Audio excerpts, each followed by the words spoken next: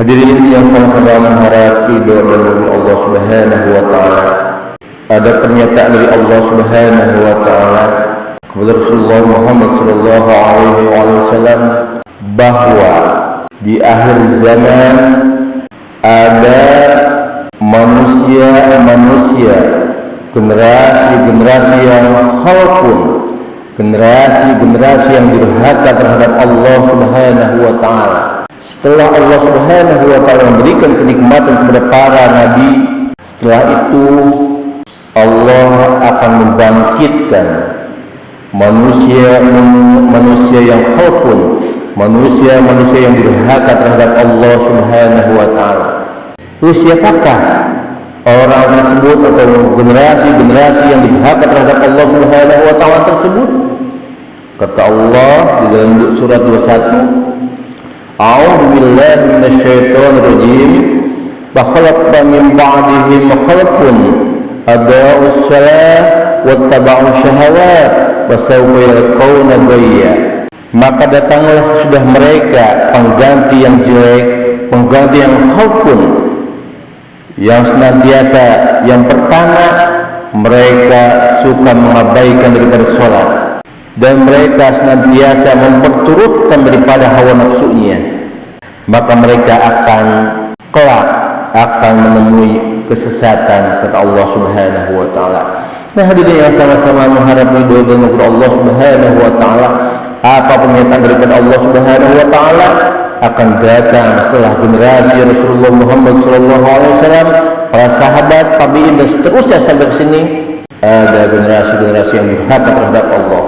Mereka yang senantiasa suka melalaikan sholat, mereka yang suka meninggalkan sholat, mereka yang suka ketika Allah Subhanahu wa ta'ala memanggilnya, mereka abai dengan panggilan Allah Subhanahu wa ta'ala tersebut. Padahal sholat adalah salah satu tiang agama, maka ketika sholat tidak ditegakkan oleh seorang mukmin, oleh seorang muslim, maka di satu sisi berarti mereka telah merobohkan daripada bangunan agama ini. Nah, hadirin yang sama-sama mengharap ridho dan Allah Subhanahu wa taala, ada di antara contoh sekian banyak ketika azan berkumandang, ada sebahagian sebelum azan berkumandang mereka bergegas karena tahu waktunya bahwa sholat subuh akan segera datang. Mereka sudah berada di masjid, bertafakur, berzikir dan lain sebagainya untuk senantiasa mendekatkan diri kepada Allah Subhanahu wa taala. Tetapi ada yang sudah datang berkumandang azan, baru orang tersebut datang dan lain sebagainya, sampai kata Rasulullah Muhammad sallallahu alaihi wasallam, ada manusia, ada orang yang ketika sholatnya mendekati daripada akhir daripada sholatnya tersebut, misalkan sholat zuhur, dia melakukan sholatnya di menjelang daripada sholat asar, bahkan itu dikatakan oleh Rasulullah Muhammad SAW, itu dikategorikan sebagai orang-orang munafik. Bahkan ketika mereka ingat kepada Allah pun dalam sholatnya, mereka laksana ayam yang sedang mematuk daripada makanannya, begitu cepatnya. Maka ketika itu mereka mengingat Allah hanya sedikit. Nah, hadirin yang sama-sama mengharap ridho dari Allah Subhanahu wa taala, janganlah kita mengabaikan daripada perintah Allah Subhanahu wa taala, yaitu tentang sholat, bahkan sampai meninggalkan sedikit semuanya.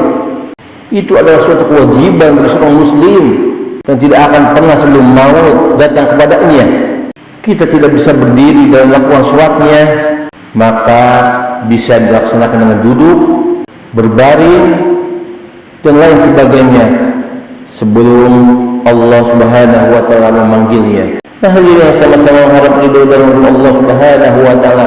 Nah, pertanyaannya, sudahkah kita menanamkan daripada generasi sesudah meninggalkan kita akidah yang kuat, iman yang mantap, akhlak yang mulia?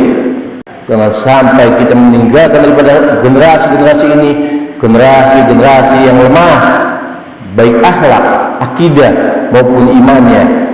Nah, hadirin yang sama-sama mengharap ridho dari Allah Subhanahu wa taala. Oleh karenanya kita harus senantiasa menjaga generasi-generasi ini sepeninggalan kita bina dengan sekuat tenaga kita agar sampai mereka tidak ternindak bobokkan oleh dunia ini.